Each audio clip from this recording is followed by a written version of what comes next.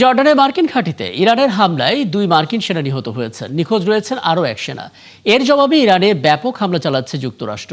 এরই মধ্যে মার্কিন প্রেসিডেন্ট ডোনাল্ড ট্রাম্প আবারও বলেছেন, কোনো অবস্থাতে ইরানকে পারমাণবিক অস্ত্র বানানোর অনুমতি দেওয়া যাবে না। অন্যদিকে ইরানের সর্বোচ্চ নেতা মোস্তফা খামেনি বলেছেন, যুক্তরাষ্ট্রের বারবার চুক্তি লঙ্ঘনের ঘটনা একটি মৌলিক সত্য উন্মোচন করছে যে মার্কিন প্রেসিডেন্টের স্বাক্ষর সম্পূর্ণ মূল্যহীন। সৃষ্টি ঘটকের রিপোর্ট।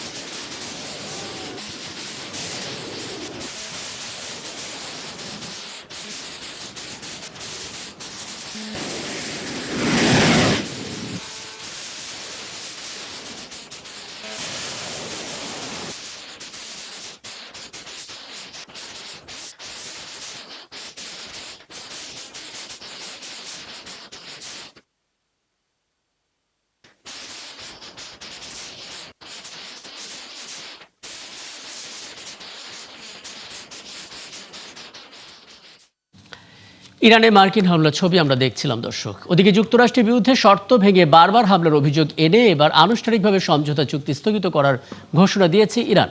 তেহরানের অভিযোগ, সমঝোতার আওতায় থাকা সব ধরনের দায়বদ্ধতা লঙ্ঘন করেছে ওয়াশিংটন। শনিবার ইরানের উপপররাষ্ট্রমন্ত্রী কাজেম ঘারিবাবাদি জানান, যুক্তরাষ্ট্র কার্যত তাদের সব প্রতিশ্রুতি ভেঙে হামলা অব্যাহত রাখায় ইরানও চুক্তি থেকে সরে এসেছে। বলেছেন, যুক্তরাষ্ট্রের আগ্রাসী কর্মকাণ্ড সমঝোতা লঙ্ঘনেরই শামিল। এই ঘোষণার মাধ্যমে প্রথমবারের মতো ইরান আনুষ্ঠানিকভাবে যুক্তরাষ্ট্রের সঙ্গে সমঝোতা চুক্তির কার্যকারিতা সম্পূর্ণ শেষ হবার বার্তা দিল। আর এসবের মধ্যে গাজা উপত্যকায় বিভিন্ন স্থানে ইসরায়েলি হামলায় অন্তত 14 জন ফিলিস্তিনি নিহত হয়েছেন, যার মধ্যে 8 জনই মারা গেছেন। একটি জানাজায় অংশ নেওয়ার সময় এই ঘটনা ঘটে। এছাড়া এদিনের হামলায় আহত হয়েছেন আরও 20 জন। শুক্রবার মধ্য গাজার নুসাইরাত শরণার্থী শিবিরে আল বালাতা বাজার এলাকায় বেসামরিক নাগরিকদের লক্ষ্য করে হামলাটি চালিয়েছে আইডিএফ। প্রত্যক্ষদর্শীরা জানান, একটি মসজিদের বাইরে জানাজায় অংশ নিতে অপেক্ষায় ছিলেন স্থানীয় বাসিন্দারা। এ সময় ইসরায়েলি বাহিনী ড্রোন হামলা চালায়। তাদের দাবি, একটি সন্ত্রাসী গোষ্ঠীকে লক্ষ্য করে হামলা চালিয়েছিল তারা। ইসরায়েলের প্রধানমন্ত্রী বেনিয়ামিন নেতানিয়াহুকে যুদ্ধ অপরাধী বলে মন্তব্য করেছেন নিউ ইয়র্ক সিটির মেয়র জোহরান মামদানি। একই সঙ্গে নেতানিয়াহুর আন্তর্জাতিক অপরাধ আদালতে বিচার হওয়া উচিত বলেও মনে করেন মামদানি। ওদিকে আগামী সেপ্টেম্বরে জাতিসংঘের সাধারণ পরিষদের অধিবেশনে যোগ দিতে নেতানিয়াহুর নিউ ইয়র্ক সফরের কথা রয়েছে।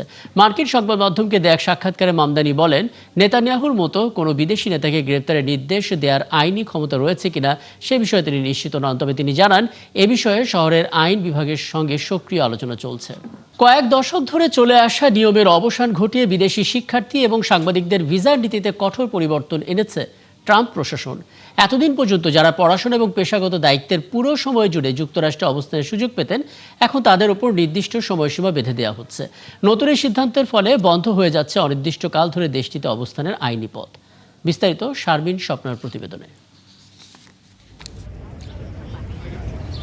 যুক্তরাষ্ট্রের হোমল্যান্ড সিকিউরিটি বিভাগের নতুন নিয়ম অনুযায়ী এখন থেকে বিদেশি শিক্ষার্থী ও দর্শনার্থীরা সর্বোচ্চ 4 বছরের জন্য যুক্তরাষ্ট্রের ভিসা পাবেন।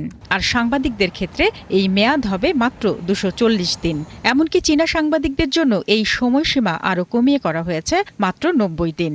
নির্ধারিত সময়ের পরও কেউ যদি যুক্তরাষ্ট্রে থাকতে চান, তবে তাকে নতুন করে আবেদন করতে হবে। অন্যথায় নিজ দেশে ফিরে গিয়ে আবারও ভিসার জন্য আবেদন করতে হবে। কিন্তু এখন প্রশ্ন হচ্ছে, কেন এই সিদ্ধান্ত?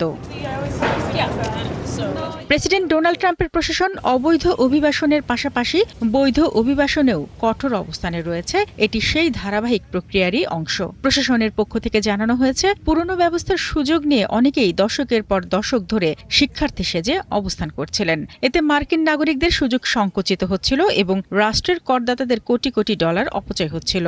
নতুন এই নিয়ম চালুর ফলে এই ধরনের অপব্যবহার পুরোপুরি বন্ধ হবে বলে দাবি করছে মার্কিন প্রশাসন।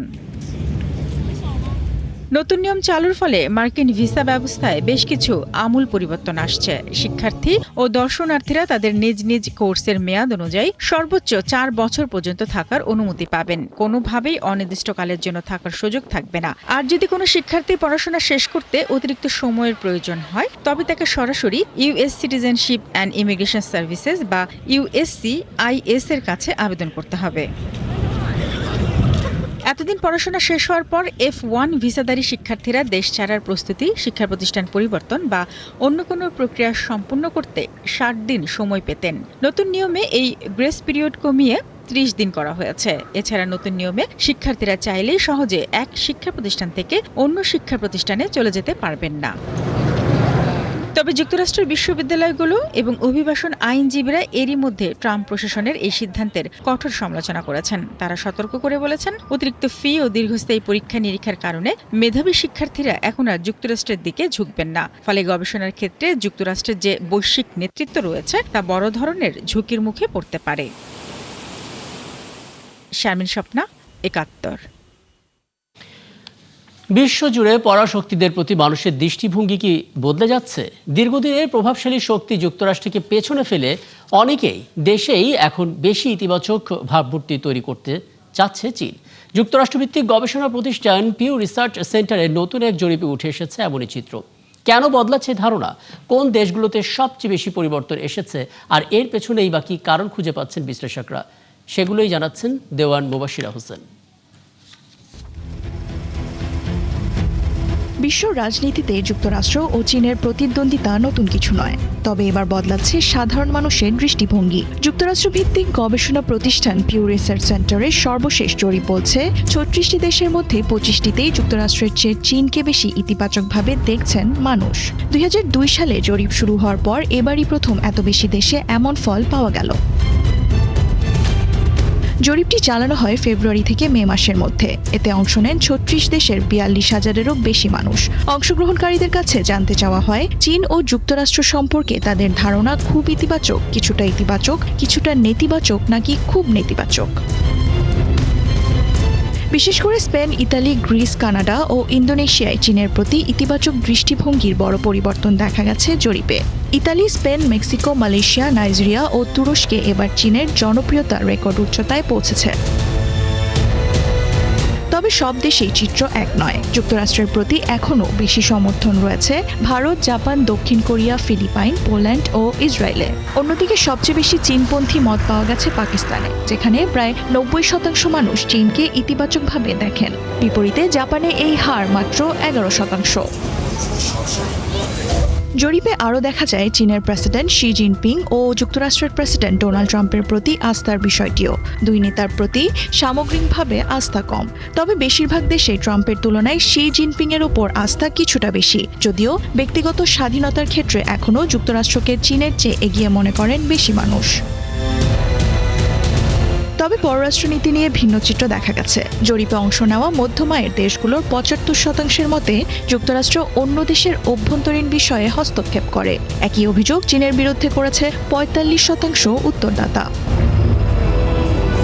বিশ্লেষকদের মতে যুক্তরাষ্ট্রের নীতির ঘন ঘন পরিবর্তন, সামরিক পদক্ষেপ এবং বৈশ্বিক অনিশ্চয়তা অনেক দেশের মানুষের দৃষ্টিভঙ্গিকে প্রভাবিত করেছে।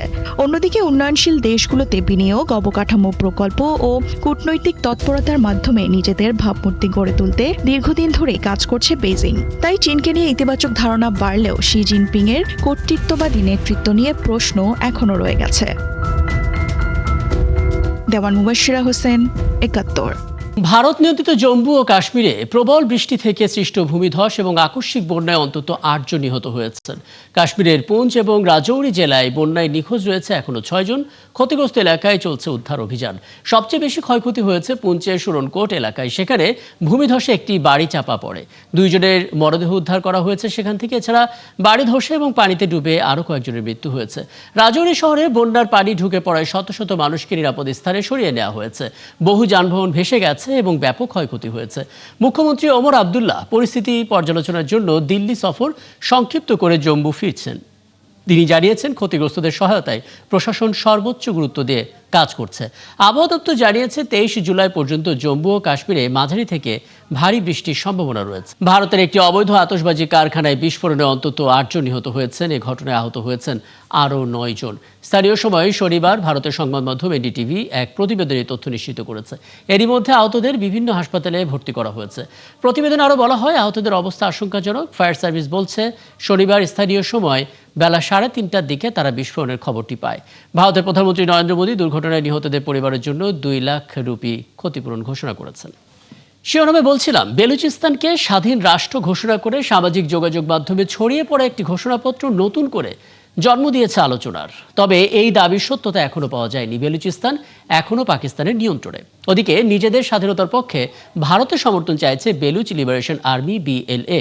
তবে বিশ্লেষকরা বলছেন, বিষয়টি শুধু ভারত পাকিস্তান সম্পর্ক নয়, বরং চীন, ইরান এবং গোটা দক্ষিণ এশিয়ার ভূ রাজনীতির সঙ্গেও সম্পৃক্ত। বাকিরা জানাচ্ছেন অরিসুল ইসলাম। পাকিস্তানের গলার কাটা হয়ে দাঁড়িয়েছে একটি নতুন রাষ্ট্র গঠনের ঘোষণা। বুধবার বেলুচিস্তানের প্রতিনিধি দাবি করা মীর ইয়ার বালোচ নামে এক ব্যক্তির এক্স অ্যাকাউন্ট থেকে ঘোষণা করা হয় পাকিস্তানের বৃহত্তম প্রদেশ বেলুচিস্তান স্বাধীন হয়েছে। এদিকে এখন পর্যন্ত কোনো আন্তর্জাতিক সংস্থা বা দেশ প্রদেশটির স্বাধীনতার দাবির পক্ষে বা বিপক্ষে কোনো মন্তব্য করেনি। পাকিস্তানের সেনাবাহিনী এখনও কোয়েটা সহ বড় শহর, সীমান্ত, বন্দর, বিমানবন্দর ও গুরুত্বপূর্ণ অবকাঠামোর নিয়ন্ত্রণ ধরে রেখেছে। প্রাদেশিক সরকার, প্রশাসন ও বিচার ব্যবস্থাও কার্যকর রয়েছে। বিশ্লেষকদের মতে বেলুচ লিবারেশন আর্মি বা BLA আগের তুলনায় আরও সংগঠিত এবং বড় ধরনের হামলা চালানোর সক্ষমতা অর্জন করেছে ঠিকই, কিন্তু এখনও তারা স্থায়ীভাবে কোনো বড় শহর বা বিস্তীর্ণ ভূখণ্ড শাসন করছে না এবং তাদের কোনো আন্তর্জাতিক স্বীকৃত সরকারও নেই। স্বাধীনতা ঘোষণার পর ভারতের কাছে স্বীকৃতির আশা করছে BLA। তবে বিশ্লেষকরা বলছেন, ভারত যদি বেলুচিস্তানকে স্বীকৃতি দেয় তাহলে তা পাকিস্তানের সার্বভৌমত্বের প্রতি সরাসরি চ্যালেঞ্জ হিসেবে দেখা হবে। একই সঙ্গে কাশ্মীর ইস্যুতে পাকিস্তান নতুন করে কূটনৈতিক সুযোগ পেতে পারে। শুধু পাকিস্তান নয়, এমন সিদ্ধান্ত ভারতের সঙ্গে চীনের সম্পর্ককেও নতুন উত্তেজনা তৈরি করতে পারে, কারণ চীন পাকিস্তান অর্থনৈতিক করিডোরের বড় অংশ বেলুচিস্তানের মধ্য দিয়ে গেছে। পাশাপাশি ইরানও বালোচ বিচ্ছিন্নতাবাদে বাইরের সমর্থনের বিরোধিতা করে আসছে। ফলে চাবাহার বন্দর সহ আঞ্চলিক স্বার্থের বিষয়টিও ভারতের জন্য গুরুত্বপূর্ণ। সব মিলিয়ে সামাজিক যোগাযোগ মাধ্যমে স্বাধীন রাষ্ট্র ঘোষণার দাবি যতই আলোচনায় থাকুক, বর্তমান বাস্তবতায় বেলুচিস্তান এখনও পাকিস্তানের অংশ। তবে কয়েক দশকের রাজনৈতিক বঞ্চনা, সম্পদের বন্টন নিয়ে অসন্তোষ, মানবাধিকার লঙ্ঘনের অভিযোগ এবং চলমান সহিংসতা প্রমাণ করছে বেলুচিস্তানের সংকট শুধু নিরাপত্তা নয়, এটি পাকিস্তানের রাজনৈতিক ভবিষ্যৎ এবং পুরো অঞ্চলের স্থিতিশীলতার জন্য বড় এক পরীক্ষা। অরিসুল ইসলাম, ৭১। ইউক্রেনের রাজধানী কিয়েভে টানা তৃতীয় দিনের মতো বিক্ষোভ করছেন শত শত মানুষ। প্রতিরক্ষা মন্ত্রী মিখাইলো ফেডরভকে অপসারণের প্রতিবাদে মূলত এই বিক্ষোভ। তাকে পদে পুনর্বহালের পাশাপাশি বিক্ষোভকারীরা এখন সেনাপ্রধান ওলেডাক্সার সিরস্কির পদত্যাগ দাবি করেছেন। তাদের অভিযোগ, সেনাপ্রধান সিরস্কি এখনও সোভিয়েত ধাঁচের যুদ্ধ কৌশলের ওপরই নির্ভরশীল। এতে প্রাণহানি বাড়ছে এবং আধুনিক যুদ্ধ ব্যবস্থা বাধাগ্রস্ত হচ্ছে। এই অবস্থায় তাকে সরানো প্রয়োজন বলে মনে করেন তারা। পাশাপাশি অপসারিত প্রতিরক্ষা মন্ত্রীর দায়িত্ব পুনর্বহালের দাবিও জানাচ্ছেন তারা। বিক্ষোভকারীরা বলছেন, রাশিয়ার বিরুদ্ধে সাম্প্রতিক সামরিক সাফল্যের পেছনে তার গুরুত্বপূর্ণ অবদান রয়েছে। যদিও প্রেসিডেন্ট জেলেনস্কি বলেছেন, ফেডরভ এবং সিরস্কির মধ্যে অতিরিক্ত মতবিরোধের জন্যই জাতীয় নিরাপত্তার স্বার্থে সরকার পরিবর্তন আনতে হয়েছে। গত বুধবার মন্ত্রিসভা পুনর্গঠনের অংশ হিসেবে হঠাৎ মিখাইলকে অপসারণ করেন জেলেনস্কি। এর প্রতিবাদে পরদিন থেকে রাস্তায় নামেন সাধারণ মানুষ। এক সময় যেখান থেকে ইউক্রেন যুদ্ধ পরিচালনা করত রাশিয়া, এখন সেই ক্রিমিয়া নিয়েই এখন সবচেয়ে দুশ্চিন্তায় মস্কো। ইউক্রেনের টানা ড্রোন আর ক্ষেপণাস্ত্র হামলায় কৌশলগত এই উপদ্বীপে দুর্বল হচ্ছে রুশ নিয়ন্ত্রণ। বিপর্যস্ত যোগাযোগ ব্যবস্থা, জ্বালানি সংকট আর ফ্রন্টলাইনে বাড়তে থাকা ক্ষয়ক্ষতি, সব মিলিয়ে নতুন চাপে এখন ক্রেমলিন। বিশ্লেষকদের মতে, ক্রিমিয়াকে বিচ্ছিন্ন করতে পারলে যুদ্ধের মোড় ঘুরে যেতে পারে ইউক্রেনের পক্ষেই। আরাফাত ইসলামের রিপোর্ট। একসময় রাশিয়ার অজেয় দুর্গ বলা হতো ক্রিমিয়াকে। সেই উপদ্বীপটিকে টিকিয়ে রাখতে এবার হিমশিম খাচ্ছে ক্রেমলিন। ইউক্রেনের টানা ড্রোন ও ক্ষেপণাস্ত্র হামলায় ধীরে ধীরে দুর্বল হয়ে পড়ছে ক্রিমিয়ায় রাশিয়ার নিয়ন্ত্রণ।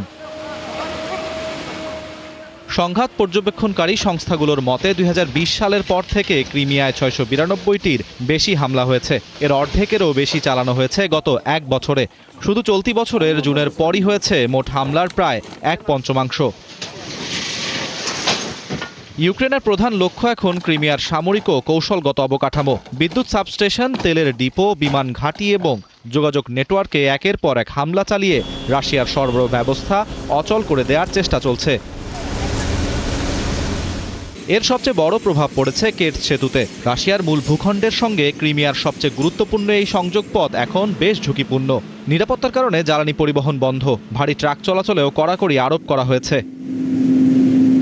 জলপথেও বাড়ছে সংকট। সেভাস্তোপোল থেকে রুশ কৃষ্ণসাগরীয় নৌবহরের বড় অংশ সরিয়ে নেওয়া হয়েছে নিরাপদ বন্দরে।